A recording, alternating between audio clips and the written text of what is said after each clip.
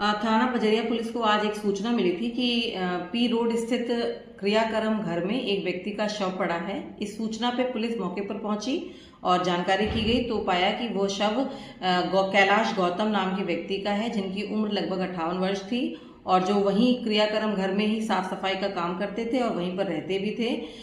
मृतक के परिजन भी मौके पर आ गए थे। फील्ड यूनिट को मौके पर बुला लिया गया और घटनास्थल का निरीक्षण किया गया। जो मृतक का शव है उसको नियमानुसार कब्जे में लेकर के पुलिस द्वारा पंचायतनामा की कार्रवाई की जा रही है। परिजनों की तहरीर के आधार पर अभियोग पंजीकृत किया जा रहा है।